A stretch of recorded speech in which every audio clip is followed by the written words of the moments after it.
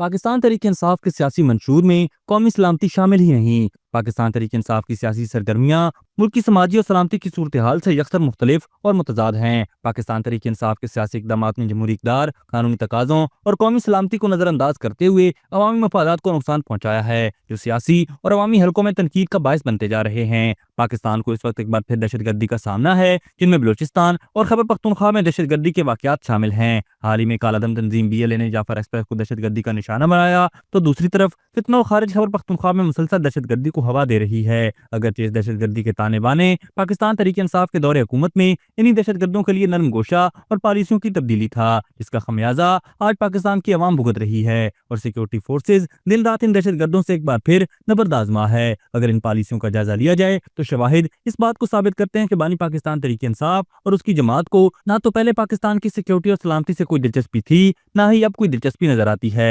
गुज़श्ता दिनों कौमी सलामती के इजलास में पाकिस्तान तहरीक इंसाफ की गैर हाजिरी इस बात की वाज़ेह उम्मीद है कि पाकिस्तान तहरीक इंसाफ की क़यादत ने कौमी सलामती के अहम इजलासों में शिरकत से गुरेज करते हुए अपनी सारी तवज्जो सियासी जलसों और एहतजाजों पर मरकूज कर रखी है, जिससे जाहिर होता है कि पार्टी अपने सियासी मकासद के हसूल को कौमी सलामती और अवामी मफादात पर तरजीह देती है, जो मुल्की इस्तेहकाम के लिए नुकसानदेह है। हैरानकुन बात यह है कि अपोजिशन लीडर उमर अयूब का एक बयान सामने आया है, जिसमें उन्होंने अंदिया दिया कि वो जमीयत उलमा इस्लाम के रहनुमा मौलाना फजल रहमान को कायल करने की कोशिश कर रहे हैं, ताकि ग्रैंड अलायंस तश्कील दिया जा सके और ईद उल फितर के फौरन बाद एहतजाज का सिलसिला शुरू किया जा सके। यहाँ ये बात इंतहाई हैरानकुन है कि एक तरफ जब मुल्क दहशतगर्दी की उफरियत में घिरा हुआ है, वहाँ पाकिस्तान तहरीक इंसाफ की जानिब से मुल्क गिर एहतजाज का फैसला और हुकूमत के खिलाफ तहरीक क्या दहशतगर्दों की सहूलतकारी में जुमरे में नहीं आता। सवाल ये भी पैदा होता है कि अपोजिशन कौमी सलामती के हवाले से किए जाने वाले इजलास, जिसमें तमाम सियासी जमातों ने शिरकत की, का बाइकआउट करती है और दूसरी तरफ सियासी जमातों को एहतजाज के लिए इकट्ठा करने की कोशिशों में मसरूफ है। यहाँ से पाकिस्तान तहरीक इंसाफ की मुल्क के लिए मुखलिसाना कोशिश और मुल्क दुश्मनों के लिए सहूलतकारी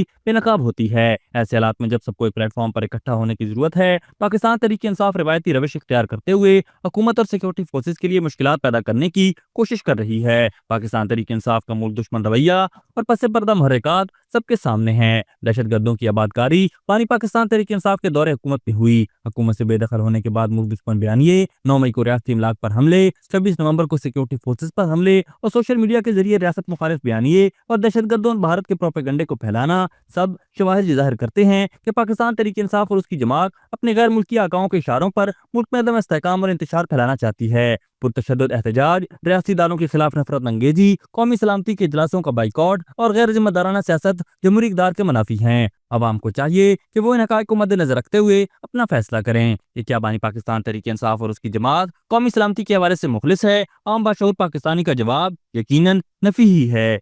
अभी तक के लिए सिर्फ इतना ही। मजीद दिलचस्प और ताज़ा तरीन खबरों से आगाह रहने के लिए हमारे चैनल इस्लामाबाद इंसाइडर को सब्सक्राइब करना मत भूलिए। और अगर हमारी ये वीडियो आपको अच्छी लगी है तो इसे लाइक कर दें और अपनी कीमती राय का इजहार नीचे दिए गए कमेंट सेक्शन में ज़रूर करें।